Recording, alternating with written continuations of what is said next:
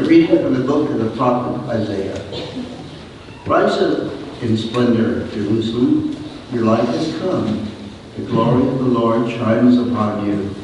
See, darkness covers the earth, and the thick clouds cover the peoples.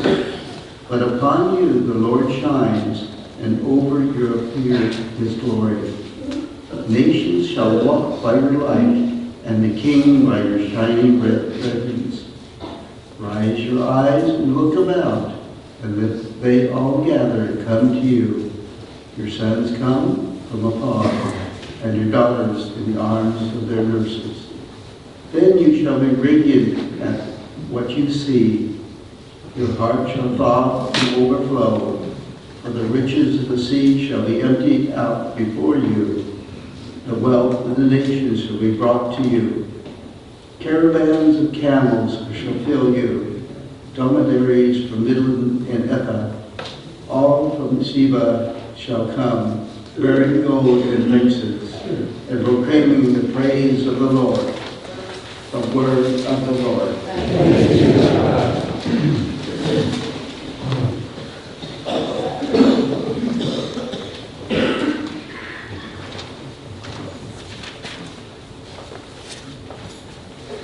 Lord, every nation on earth will adore you. Lord, every nation on earth will adore you. O God, with your judgment, endow the king, and with your justice, the king's son. He shall govern your people with justice, and your afflicted ones with judgment. Lord, every nation on earth will adore you. Justice shall flower in his days, and profound peace till the moon be no more. May he rule from sea to sea, and from the river to the ends of the earth. Lord, every nation on earth will adore you. The kings of Tarshish and the isles shall offer gifts. The kings of Arabia and Seba shall bring tribute. All kings shall pay him homage. All nations shall serve him. Lord, every nation on earth will adore you. For he shall rescue the poor when he cries out, and the afflicted when he has no one to help him. He shall have pity for the lowly and the poor.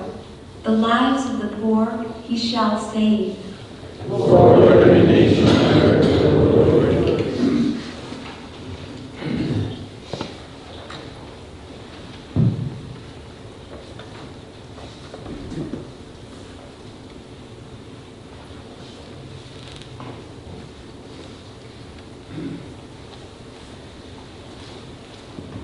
A reading from the letter of St. Paul to the Ephesians.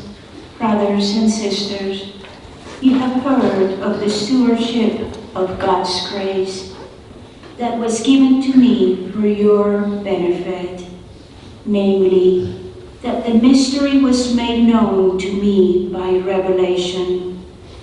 It was not made known to people in other generations, as it has now been revealed to his holy apostles and prophets by the Spirit, that the Gentiles are co-heirs, members of the same body, and co-partners in the promise in Christ Jesus through the gospel. The word of the Lord. Thanks be to God.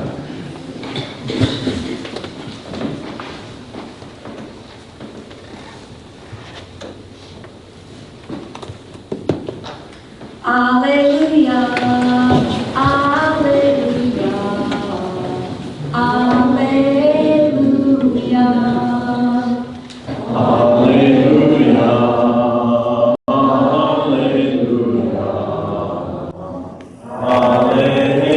alleluia. We saw his star at its rising, and have come to do him homage. Alleluia, alleluia, alleluia. 'Tis the day of the Lord. Let us rejoice and be glad in it. Alleluia, alleluia, alleluia, alleluia. Alleluia, alleluia, alleluia. Alleluia, alleluia, alleluia. Alleluia, alleluia, alleluia. Alleluia, alleluia, alleluia. Alleluia, alleluia, alleluia. Alleluia,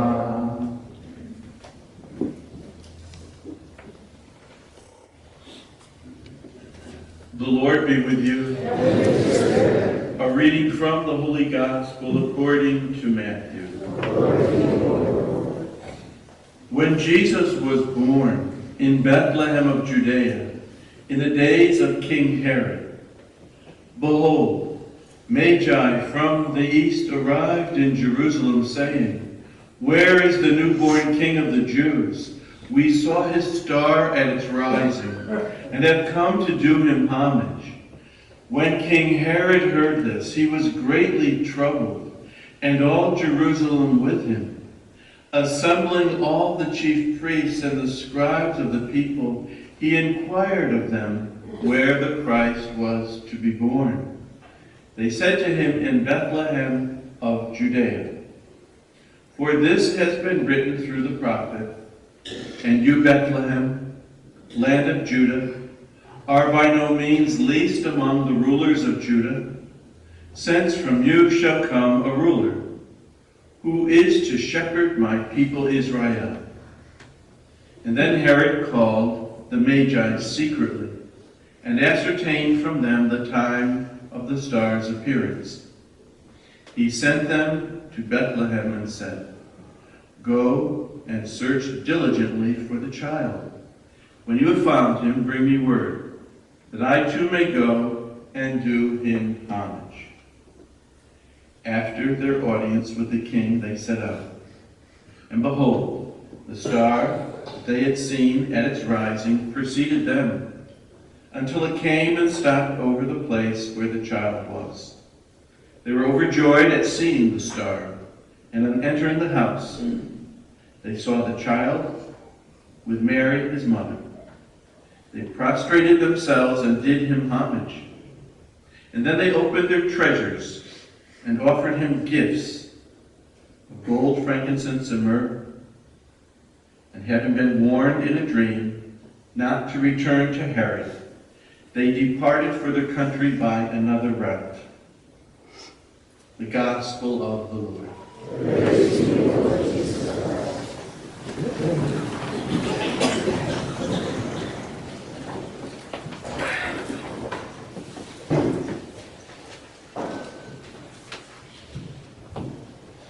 There is a story that a Congregationalist minister from New England died and went to heaven and came to the pearly gates, and St. Peter welcomed him, opened the gates, and provided to open also the door to the heavenly mansion. And there was a long hallway with doors on each side as far as you could see, like looking down Ramon or Fred Waring. And just forever, the hallway was forever, large with doors on each side. And so that Peter said, "Follow me," and he started. And as he followed, as he went through, he could hear the sound of tambourines and guitars singing, and people were singing their hearts out and everything. And the minister said, "Well, who's that?" He said, "Well, this is the room where the Southern Baptists are all gathered, and they're singing their hearts out. They're all there." So they come down to another large door, and there's beautiful, beautiful liturgical music, very classical liturgical music playing, pipe organ that he never heard before in his life. He said, and he looked at Peter, and Peter said, "They're the Anglicans, the High Church, and they're all gathered there." And then he came upon other music, clapping and dancing, and he said, "The evangelicals are there." And then they came to another door, and Peter turned to him and said, "No, be still." He said, and he said, "We got to tiptoe by this door."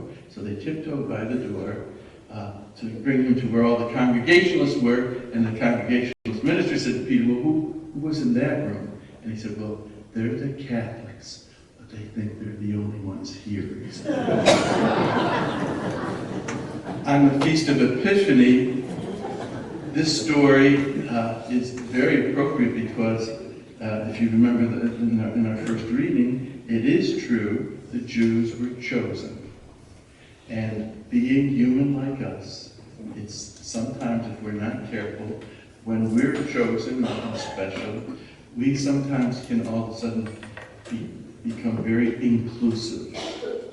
and it's us. And so they refer to, you can see in a lot of the scriptures, the Jews and then the Gentiles, all or non-Jews. And they believed in those days, way back then, that Gentiles were created by God as fuel for the fires of hell. Okay?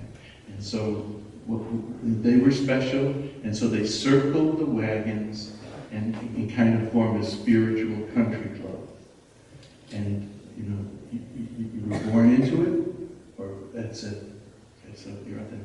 And Christianity comes along only because we were not welcomed, again, way back then. And so we were excommunicated. There were many Jews who followed Jesus, believed him as the Messiah, and the first Christians, but they were excommunicated because they just couldn't deal with, the good and faithful Orthodox Jews couldn't deal with that notion that Jesus was fully God, fully human, that there was Trinity, Father, Son, and Spirit. Belief in one God was fine, but it just not welcome. We were not welcome, the first Christians, so excommunicated, so they knew Christianity. But I can remember being taught as a child, there's no salvation outside of the Catholic Church. And we refer to everyone who is not Catholic as non-Catholic. Okay? So there were the Catholics. I was raised, we were Catholic, and then all the non-Catholics, just as the Jews were raised, Jewish, non-Jewish, or Gentile. So we made the same mistake that the Jews made, being exclusive. And the evangelicals today make the same mistake that we Catholics also made. It's human. We're not evil. We're not, God is not, irritated to the point of whatever. With us, God understands we're human. And there's a tendency as being human beings to be exclusive rather than inclusive. The Magi, sometimes referred to as the wise men, the Magi, sometimes the king, referred to as the three kings. It is interesting, again, the Jewish world had all the prophets to tell them, get ready. Finally, the final prophet was John the Baptist. Prepare the way of the Lord. He's coming. Wake up. Be sober. He is coming. And they had every reason, then no excuse not to see, not to be blind. And yet, who comes to pay homage? Gentiles. The alleged people who were created by God as fuel for the fires of hell. They come and pay homage and adore the newborn Christ, the Son of the living God. So the ones who should have seen were blind. And the ones who had every excuse to be blind got it. And it's a great lesson for us because, again, we're given the gift of faith, but it's not automatic. And those of you who have been on the journey long, you realize it requires work. The gift of faith given to us in baptism, for many Christians, that baptism is put in the top shelf or in a deep freeze and pulled out only when there's a crisis. I remember back east, I couldn't believe it after 9/11, which was just 45 miles from our parish, ground zero, the church was packed for daily Mass for about a month and a half. Okay. And I can think of the Lord, I have to indict myself first. Many times I can hear the Lord saying to me, and maybe saying to many of us at times in our lives, oh, Tom Thorne, yes, I remember you from the last crisis in your life. Okay? But we know that's not a love relationship with the living God. Because the love relationship with the living God is we realize that we need God not just in bad times, but in good times. And the wise person realizes in the beginning what the fool learns in the end, that it's all a gift, not given to some, but to everyone. And so it's important, because receivers of gifts can receive gifts two ways. One way is to receive the gift and then to understandably say to yourself, I'm special, it's nice to be the center of attention, and I love this, and in short order they're on to something else. Sometimes you see the children, especially in our nation, because we have so much, that they have unwrapped the gift at Christmas. And they'll sort of see what it is and don't even take it out, and then they're on to the next gift. And yet, what really makes the proper way to receive a gift is to do what many of us do at Christmas time with some of our gifts. We re-gift. Okay? We may wrap it again, or we may not even unwrap it. Somebody sent me this wonderful from the East, where I come from, back East, Godiva chocolate, and I didn't touch it, and turned right around and re-gifted to another priest friend of mine in the area. But, I'm not doing it to be cheap, but I knew I can't use it. I don't want to waste it, and hopefully give to someone who will use it. The gift of faith is given to be re-gifted, and that's what we do when we have our children baptized. And hopefully when our children have our grandchildren baptized. Receiving the gift of faith and then sharing that gift with others. And it's the same with, let's face it, when push comes to shove, whether we're born into it, or whether we work hard all our lives, or whether we lucked out, but everything we have, everything we possess, when you finally analyze it, no matter how hard we work for it, no matter how skilled we may be by our education and lived experience, but when it comes down to it, it's all a gift. It's all a gift. And again, we share it. The ideal is to share it. And I know that, and I'm sure you've had this experience too, that no sooner do you share a gift, no sooner are you generous to someone else in sharing the gift, that it's in, as Francis of Assisi always says, it's in giving that you receive.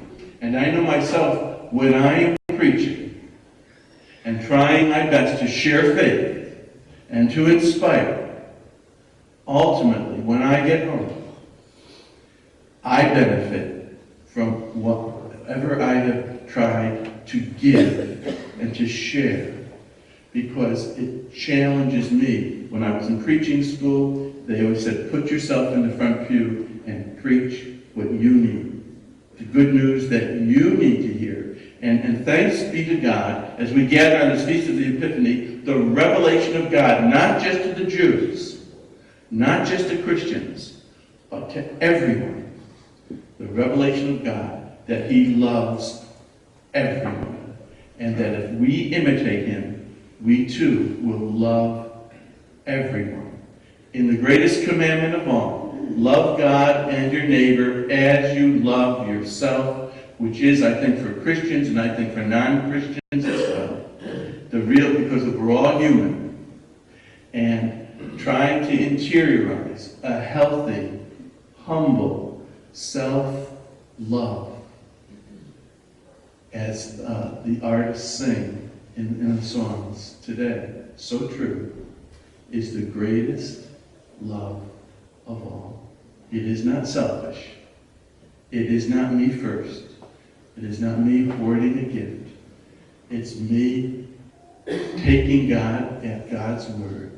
That God made me, that God made each one of us, that we are treasures, that we're so loved, He gave His life for each one of us, not just Catholics, not just Christians, not just Jews, for every human being that has ever lived and ever will live. He died for us, trying to get the message to us once and for all. You all matter to me. I love all of you. And you'll never love everyone unless you first, in humility, love yourself. Let us stand up, please, to pray.